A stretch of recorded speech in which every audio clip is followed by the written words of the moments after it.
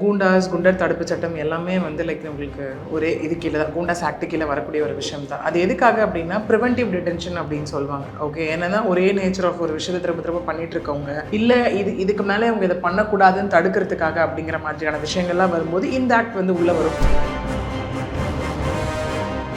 இங்கே சவுக் சங்கர் அவர்களை வந்து நமக்கு எல்லாருக்குமே தெரியும். அதாவது ஒரு வெல் நோன் யூடியூபர் ஒரு பக்கம், இன்னொரு பக்கம் பொலிட்டிக்கல் கமெண்டேட்டர். அதாவது என்ன நடக்குது ஏதுன்றத அப் டு டேட் நம்ம கொடுக்குற ஒரு விஷயம். அவரை சுற்றி எப்பவுமே அந்த ஒரு மாதிரியான கேள்விகள் சர்ச்சைகள் வைக்கப்பட்டுக்கிட்டே இருக்கும்.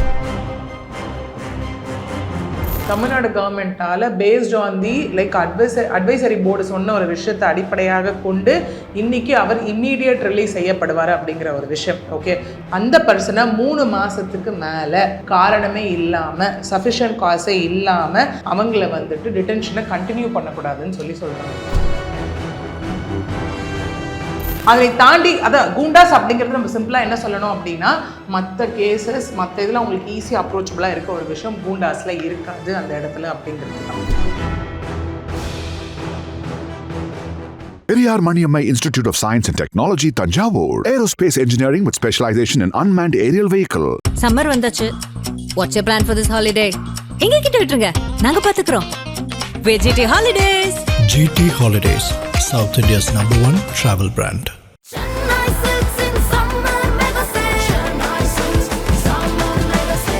The Chennai Silks in Mega Summer Sale. Ma'am, Chowk Shankar அவர்களுக்கு கடந்த ஏப்ரல் மாதம் கிட்டத்தட்ட குண்டர் தடுப்பு சட்டத்தின் கீழ் கைது பண்ணாங்க. இப்போ புதுசாக ஏற்றிருக்கிற தமிழக அரசு வந்து அதை ரத்து பண்ணியிருக்கிறாங்க.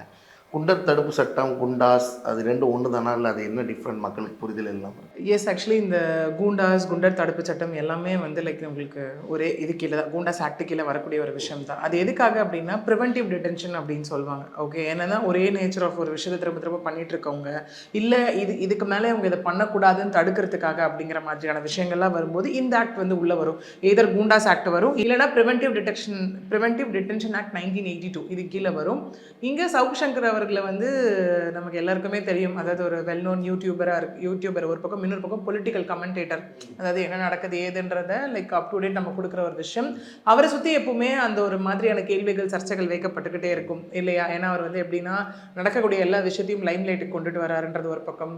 he questions everything, he questions everyone, அந்த மாதிரியான ஒரு கான்செப்ட் கீழே தான். ஸோ அப்படி தொடர்ந்து பார்த்தோம் அப்படின்னா, அதாவது அவர் மேலே தொடர்ந்து எஃப்ஐஆர்கள் வழக்குகள் போடப்பட்டுட்டே வந்தது நம்மளால் பார்க்க முடிஞ்சது.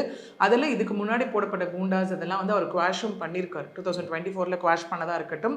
அதுக்கப்புறம் இப்போது ரீசெண்டாக நடக்கப்பட்ட ஒரு விஷயம் இல்லையா, தட் இஸ் ஆந்திர பிரதேஷில் வந்துட்டு அவர் அரெஸ்ட் பண்ணி அங்கேருந்து வந்து கூட்டிகிட்டு வரும்போது அவர் போலீஸாரை தாக்க இது பண்ணாங்க அப்படிங்கிற ஒரு விஷயத்தில் கமிஷனரால் போடப்பட்ட ஒரு விஷயம் தான் இது இல்லையா? ஸோ அடைக்கப்பட்டவர் இன்னைக்கு தமிழ்நாடு கவர்மெண்ட்டால் based on the advisory board சொன்ன ஒரு விஷயத்தை அடிப்படையாக கொண்டு இன்னைக்கு அவர் இம்மீடியட் ரிலீஸ் செய்யப்படுவார் அப்படிங்கிற ஒரு விஷயம். ஓகே, அதாவது அனானிமஸாக வந்துட்டு இந்த விஷயம் இருக்குது. தட் இஸ் ரீசனே இல்லை அப்படிங்கிற மாதிரி. ஏன்னா சஃபிஷியன்ட் காசுன்னு நம்ம சொல்லுவோம், அது இல்லை அப்படிங்கிற அடிப்படையில். ஏன்னா இது வந்து ஒரு விஷயம் வந்து ப்ரிவென்டிவ் டிடென்ஷன் ஆக்ட் கீழே கொண்டு வரப்பட்டிருக்காங்க அப்படிங்கிறது ஒரு பக்கம். இன்னொன்று அட்வைசரி பாடி என்ன அவங்க வேலை ரிவ்யூ பண்ணுவாங்க, இந்த மாதிரி கொடுக்கப்பட்டது சரியா அப்படிங்கிறது ரிவ்யூ பண்ணுவாங்க. அது எது கீழே அப்படின்னு பார்த்தோன்னா home prohibition and exercise department, government கீழே வர்றது. அவங்க தான் இந்த டிடென்ஷன் இதை வந்து செட்டசைட் பண்ணியிருக்காங்க.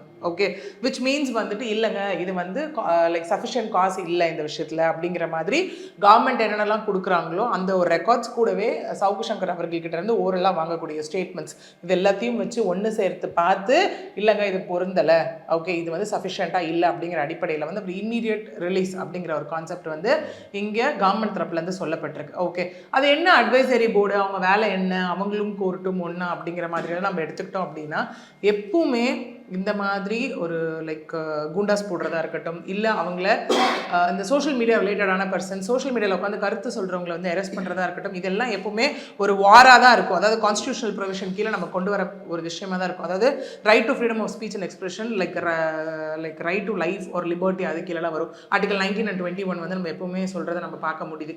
ஏன்னா எனக்கு பேசுகிறதுக்கு உரிமை இல்லையா அப்படிங்கிற மாதிரியான ஒரு அடிப்படையில் தான் தொடர்ந்து இது இன்டர்பிரேட் பண்ணப்பட்டு அதுக்கப்புறம் இதில் வந்து கோர்ட்டை நாடி வந்து பெயில் வாங்குறதோ இல்லை கேஸை குவாஷ் பண்ணுறதோ அந்த மாதிரியான விஷயங்கள் எல்லாம் நடக்கும். இங்கே இந்த அட்வைசரி போர்டு அப்படிங்கிறது ஆர்டிகல் 22 clause 4 வந்து என்ன சொல்கிறாங்க அப்படின்னா, ஒரு ப்ரிவென்டிவ் டிடென்ஷன் கீழே வந்து ஒருத்தவங்களை அரெஸ்ட் பண்ணுறாங்க இல்லையா, அந்த பர்சனை 3 மாதத்துக்கு மேலே காரணமே இல்லாமல் சஃபிஷியன்ட் காசே இல்லாமல் அவங்கள வந்துட்டு டிடென்ஷனை கண்டினியூ பண்ணக்கூடாதுன்னு சொல்கிறாங்க. ஓகே, அதாவது இல்லைங்க இவர் வந்து அரெஸ்ட் பண்ணுறதுக்குடியே போதுமான அரெஸ்ட் பண்ணி இவர் வந்து டிடென் பண்ணுறதுக்குடியே போதுமான காரணங்கள் இருக்குது அப்படின்னு ப்ரூவ் பண்ணப்பட்டுச்சுன்னா ஓகே. இல்லை ப்ரூவ் பண்ணப்படலை அப்படின்னா அவங்களுடைய டிடென்ஷன் பீரியட் கண்டினியூ பண்ணக்கூடாது. இம்மீடியட்டாக அவங்கள வந்து இங்கே ரிலீஸ் பண்ணணும் அப்படிங்கிறது தான் இங்கே சொல்லக்கூடிய கான்செப்டாக இருக்குது. அவங்க மேலே கேசஸ் ஏதாவது நிலுவையில் இருந்துச்சுன்னா எஸ், ஆக்சுவலி அதே தான் இங்கே வந்திருக்க ஆர்டர்லேயும் இப்போ என்ன சொல்லப்பட்டிருக்கு அப்படின்னு பார்த்தோம்னா தட் இஸ் கவர்மெண்ட் ஆர்டர்லேயுமே வந்து இவரை வந்து இந்த பர்டிகுலர் இதில் இருந்தது அட்வைசரி போர்டு வந்துட்டு நான் அனானிமஸாக இருக்குது அப்படிங்கிற ஒரு விஷயத்தில் மட்டும்தான் டிடென்ஷன் மேற்கொண்டு கண்டினியூ பண்ணக்கூடாதுன்றது ஒரு பக்கம். இதில் மட்டும்தான் நாங்கள் ரிலீஸை வந்து அனௌன்ஸ் பண்ணுறமே தவிர்த்து அவருக்கு வேறு ஏதாவது சப்சிக்வெண்ட் கேசஸ் இருக்குது அப்படின்னாலோ இல்லை நீதிமன்றத்தினால தண்டனை கொடுக்கப்பட்டிருந்தாலோ இல்லை கேசஸ் நிலுவையில் இருந்தாலும் அது தனியாக கொண்டு போகப்படும். ஓகே, அதுக்கு என்னவோ அதுக்கு பர்டிகுலராக கோர்ட் ஆர்டரை பொறுத்து அவர் பெயில் வாங்குறதோ லைக் தட் இஸ் ஒரு என்ட்ரி பெயில் வாங்குறதோ பெயில் வாங்கி எடுத்துகிட்டு போகிறதோ இல்லை கேஸ் அடுத்தது வந்து ட்ரையலை நடத்தி எடுத்துகிட்டு போகிறதோ அது லைக் ஸ்டாண்ட்ஸ் அப்பார்ட். இது வந்து ஒரு பக்கம் ட்ராவல் ஆகும், அது ஒரு பக்கம் ட்ராவல் ஆகும். மற்ற வழக்குகளுக்கும் இந்த குண்டாஸ் அப்படிங்கிறதுக்கும் என்ன டிஃப்ரெண்ட் மேம்? உடனே ஆக்ஷன் எடுக்கணுமா? அது என்ன மாதிரியான சிஎஸ் கூண்டாஸ் அப்படிங்கிறது உள்ளே போட்டோம் அப்படின்னா மேக்ஸிமம் பெயில் அப்படிங்கிறது வந்து இங்கே கிடைக்காத ஒரு விஷயமா தான் இருக்கும். மேக்ஸிமம் பார்த்தீங்கன்னா இதிலே பார்த்தீங்கன்னா இவரோட கேஸ்லேயே பார்த்தோன்னா ஃபர்ஸ்ட் அவர் போடப்பட்டது 2024 இவர் என்ன பண்ணியிருக்காரு அப்படின்னா மெட்ராஸ் ஹைகோர்ட் நாடி ஒரு விஷயத்தை குவாஷ் பண்ணியிருக்காரு. எதுக்காக அப்படின்னா இங்கே narcotics drugs and psychotropic substances கீழே இவருக்கு போடப்பட்டது, தேனியில் வந்து கீழே இவருக்கு கஞ்சா இவர் போடப்பட்டது, அதில் வந்து அவர் குவாஷ் பண்ணியிருக்காரு அந்த விஷயத்தை கூண்டாஸ் போடப்பட்டது. இதுக்கு அப்படியே தொடர்ந்து வந்தோன்னா ரெண்டாவது போடப்பட்டது தான் இந்த விஷயம் அட்டெம்ப்ட் டு மர்டர் கீழே கூண்டாஸ் போடப்பட்டது இல்லையா. தட் இஸ் ஏப்ரல் 8, 2026 அன்னைக்கு அவர் இந்த மாதிரி தொடர்ந்து சம்பவத்தில் இந்த மாதிரி மாற்றி ஈடுபட்டு இருக்காரு அப்படிங்கிற ஒரு அடிப்படையில் போடப்பட்ட ஒரு விஷயம் தான். இப்போது அதில் தான் வந்து என்ன ஆயிடுது, அந்த அட்வைசரி போர்டு வந்து இப்போ இந்த விஷயத்தை கொடுத்துருக்காங்க. இதனை தொடர்ந்து ஒரு வழக்கு ரொம்ப சர்ச்சையாச்சு, அது நம்ம எல்லாருக்கும் ஞாபகம் இருக்கும் அப்படின்னு நினைக்கிறேன். தட் இஸ் வந்துட்டு அந்த மூவி பற்றி பேசின ஒரு விஷயம் இருக்கு இல்லையா. அதாவது இந்த இது வந்து அஜய் வாண்டியார் உள்ள வச்சு ஒரு விஷயம் பேசப்பட்டது, அந்த மூவி ரிலேட்டடாக பேசப்பட்ட ஒரு விஷயம். அதாவது ரெட் அண்ட் லைக் ஃபாலோ அப்படிங்கிற ஒரு மூவி இருக்கு இல்லையா. அதில் லாஸ்ட் வெனஸ்டே அதில் கண்டிஷனல் பெயிலும் கிராண்ட் பண்ணப்பட்டிருக்கு. என்ன சொல்லி கிராண்ட் பண்ணப்பட்டிருக்கு அப்படின்னா இந்த கேஸில் சார்ஜ் ஷீட் ஃபைல் பண்ணியாச்சு. ஓகே, இன்வெஸ்டிகேஷனும் போயிட்டுருக்கு. இது இனிமேல் வந்து அவர் கேஸை வந்து அவர் கண்டெஸ்ட் பண்ணிக்கிட்டோம். ஓகே, அதாவது ட்ரையல் ஒன்று ஆரம்பிக்க போகுது சார்ஜ் ஷீட் ஃபைல் பண்ணிட்டதுனால. இனிமேலும் அவர் வந்துட்டு இதன் அடிப்படையில் அவருக்கு பெயில் வந்து நிராகரிக்கப்பட வேண்டாம் அப்படின்னு சொல்லிட்டு ஜஸ்டிஸ் ஆர் சக்திவேல் இதில் வந்து அவங்க ஃபைல் பண்ணியிருந்தாங்க வெகேஷன் கோர்ட்டில். இன்றைக்கி அந்த கண்டிஷனல் பெயிலானது கொடுக்கப்பட்டு அவர் வந்து ஆதம்பக்கம் போலீஸ் ஸ்டேஷனில் டெய்லி சைன் பண்ணணும் அப்படின்னு சொல்லியிருக்காங்க. ஏன்னா எப்பவுமே ஒரு பெயிலை நம்ம ரிஜெக்ட் பண்ணுறதா எப்படி பண்ணுவோம்னா இல்லைங்க இவர் வெளியில் போனால் எவிடன்ஸை கழிச்சிருவாரு, இன்னும் சார்ஜ் ஷீட் ஃபைல் பண்ணல அப்படிங்கிற அடிப்படையில் தான் பெயில் வந்து அங்கே வந்து லைக் வேண்டாம் கொடுக்க வேண்டான்னு அரசு தரப்புல இருந்தோ இல்லை இன்ட்ரீம் பெட்டிஷனராக உள்ள வரவங்களும் அவங்க வந்து சொல்லிட்டு இருப்பாங்க. But once charge sheet file பண்ணிட்டாங்க அப்படின்னா which means everything will be included. Charge ஷீட்டில் என்னென்ன எவிடன்சஸ் இருக்குது, என்ன லைக் டாக்குமெண்ட்ஸ் இன்க்ளூட் பண்ணுறாங்க, விட்னஸஸ் யாரான்ற எல்லா ரெக்கார்ட்ஸும் உள்ளே கொண்டு வரப்பட்டிரும். அதனால டெய்லி வந்து சைன் பண்ணணும் அப்படிங்கிற பேரில் கண்டிஷனல் பெயில் அங்கே வந்து கொடுக்கப்பட்டிருக்கு. ஓகே, இந்த மாதிரி அடுத்தடுத்து 3 பெரிய கேசஸ் ஒரு பக்கம். ஸோ எல்லாருமே கூண்டாஸ் அப்படின்னா பயப்படுத்தக்கூடிய ஒரு காரணம் என்ன அப்படின்னா கூண்டாஸ் போட்டுட்டாங்க அப்படின்ற ஒரு விஷயம். பெயில் அப்படிங்கிறது ஒரு ஈஸியான கான்செப்ட் கிடையாது. ஓகே, ஏன்னா நீங்கள் இப்போ கூண்டாஸ் ஒன்ஸ் போட்டு திரும்ப ஒரு குவாஷ் போடுறாரு இல்லை கூண்டாஸ் போட்டு திரும்ப பெறப்பட்டுருச்சு அப்படின்னாலே அடுத்தது ஏதாவது ஒரு விஷயம் செஞ்சால் அது மேலே ஹைலைட்டடாக திரும்ப காமிக்கப்படும். எத்தனை நாளைக்கு தண்டனை அனுபவிக்கணும் அது ஜெயிலில்? கூண்டாஸ் அப்படிங்கிறது அகைன் அவங்க என்ன மாதிரியான கிரைம் பண்ணுறாங்களோ அதை பொறுத்ததுக்கான ஒரு விஷயம் தான். ஓகே, இது வந்து ஒரு டிடென்ஷன் பேஸில் இப்போ நிறைய இடத்துல பார்த்தீங்க அப்படின்னா தொடர்ந்து வந்து லைக் கிரைம்ஸில் ஈடுபடக்கூடியவங்க இருந்துகிட்டே இருப்பாங்க. அவங்க மேலே என்ன பண்ணுவாங்க, ஒரே மாதிரி நேச்சரான அஃபென்ஸில் ஓகே 2 வாட்டி 3 வாட்டிக்கு மேலே போகிறாங்க அப்படின்னா கண்டிப்பாக அவங்க மேலே கூண்டாஸ் அப்படிங்கிறது ஒன்று இம்ப்ளைடா ஒரு விஷயம் வந்து போடப்படும். அந்த இடத்துல அந்த யார் பிறப்பிப்பா? அதை ஆய்வாளர் பிறப்பிக்கலாமா இல்லை கமிஷனர் அதில் இருக்கும்போது போலீஸ் தரப்புல இருந்து எடுக்கக்கூடிய ஒரு விஷயமா தான் இருக்கு. நம்ம ஏன் இப்படியே கொஞ்சம் போனோம்னா நம்ம அது வந்து ஆன் அ காமன் நோட் இது எதோடு இல்லாமல் இந்த புரிதலுக்காக சொல்லணும் அப்படின்னா இதே ஞானசேகரன் விஷயமா இருக்கட்டும் இல்லை ரீசெண்டாக நமக்கு வந்து செக்ஷுவல் ஹராஸ்மெண்ட் கேசஸ்ல நிறைய நடந்த விஷயமா இருக்கட்டும் இல்லை ரவுடிஸாக இருக்கட்டும் தொடர்ந்து அதே மாதிரி நேச்சர் தொடர்ந்து மர்டரில் அவங்க ஈடுபட்டு இருக்காங்க, தொடர்ந்து வந்து அந்த ஒரு ஹானர் கில்லிங்கில் ஈடுபட்டு இருக்காங்க. அந்த மாதிரியான கான்செப்ட்ஸ் போகும்போது எஸ் இவங்க வந்து தொடர்ந்து அதே மாதிரி சம்பவத்தில் ஈடுபட்டு இருக்காங்க. இதோட கான்சிக்வன்சஸ் வந்து ரொம்ப பெருசாக இருக்குது அப்படின்ற அடிப்படையில் கூண்டாஸ் ஆனது அந்த இடத்துல போடப்படும். ஏன்னா நம்ம நிறைய பார்த்துருக்கோம், ஒரு லைக் தப்பு பண்ணிடுவாங்க, லைக் உள்ளே போவாங்க, சம்டைம்ஸ் பெயில் வாங்கிட்டு வெளில வருவாங்க, பெயில் வாங்கிட்டு வந்து அதே குற்ற சம்பவத்தை ஈடுபடுறவங்க நம்ம பார்த்துருக்கோம் இல்லையா. அந்த மாதிரி இருக்கக்கூடியவங்களுக்கு வந்து அதனை தடுப்பதற்காக ஒரு விஷயம் மேற்கொள்ளப்படுவது இங்கே கூண்டாஸ் அப்படின்னு நம்ம சொல்லலாம். இப்போ கூண்டாஸ் அப்படிங்கிறத நம்ம போட்டுட்டோம்னா எந்த அளவுக்கு உடனே ஆக்ஷன் எடுக்கணுமா போலீஸ்காரங்க? இல்லை உடனே அரெஸ்ட் பண்ணணுமா, உடனே எப்படி அவங்களுக்கு இது வரும் உத்தரவு? சிஎஸ் இப்போ கூண்டாஸ் அப்படிங்கிறது பார்த்தீங்கன்னா மேக்ஸிமம் அதே இதில் திரும்ப திரும்ப பண்ணி அரெஸ்ட் ஆன அப்புறம் லைக் இம்ப்ளை பண்ணக்கூடிய ஒரு விஷயம், இம்ப்ளை பண்ணப்படுற ஒரு விஷயமா இருக்கும் கூண்டாஸ் அப்படிங்கிறது. ஓகே, கூண்டாஸ் அப்படிங்கிறது ஒரு துரித நடவடிக்கை அப்படிங்கிறது தாங்க. எல்லா ஒரு கேசஸ்லையும் நம்ம அந்த மாதிரி தான் சொல்லப்படுறோம் இல்லையா, அதாவது விரைந்து நடவடிக்கை எடுக்கப்படணும் அப்படிங்கிற ஒரு விஷயம் இல்லையா. அதை தாண்டி அதான் கூண்டாஸ் அப்படிங்கிறது நம்ம சிம்பிளாக என்ன சொல்லணும் அப்படின்னா, மற்ற கேசஸ் மற்ற இதில் அவங்களுக்கு ஈஸியாக அப்ரோச்சபிளாக இருக்க ஒரு விஷயம் கூண்டாஸில் இருக்காது அந்த இடத்துல அப்படிங்கிறது தான். ஓகே, ஏன்னா அவங்க திரும்ப அந்த ஹிஸ்ட்ரி ஷீட்டர்னு சொல்லுவோம் இல்லையா, லைக் ஒரு அஃபெண்டர்ஸ் வந்து திரும்ப திரும்ப தொடர்ந்து வந்துட்டு ஒரு குற்ற சம்பவத்தில் ஈடுபட்டுட்டே இருக்கும் போது இவங்களை மேலும் அதாவது டிடென்ஷன் சொல்லுவோம், அதாவது மேலும் இவங்களை இது மாதிரியான சம்பவத்தில் ஈடுபடாமல் இருக்கிறதுக்கு, அதாவது ஒரு ப்ரொஹிபிஷன் மாதிரி.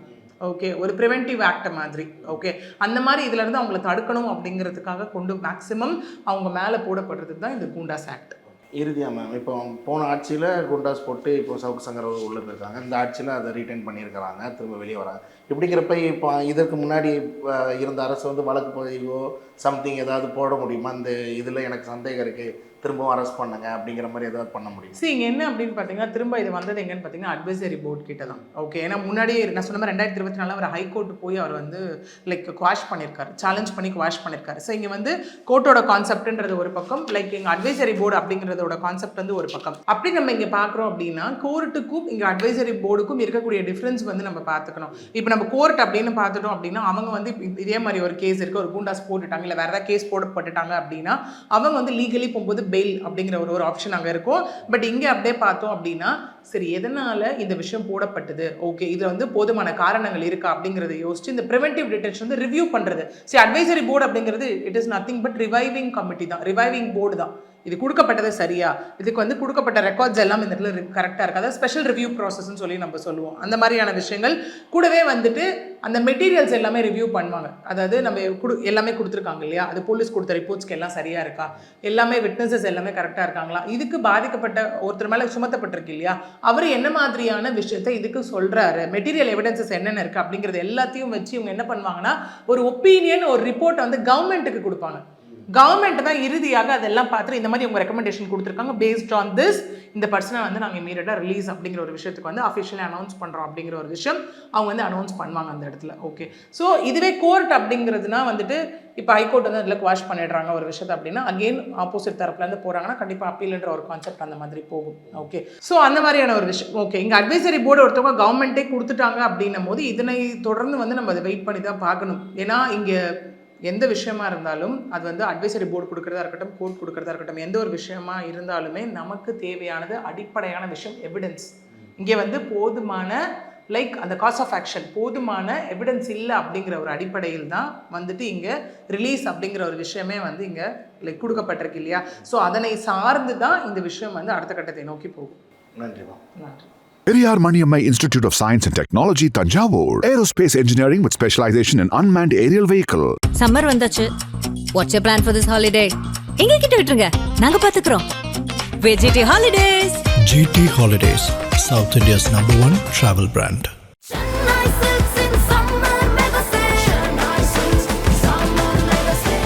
The Chennai Silks in Mega Summer Sale.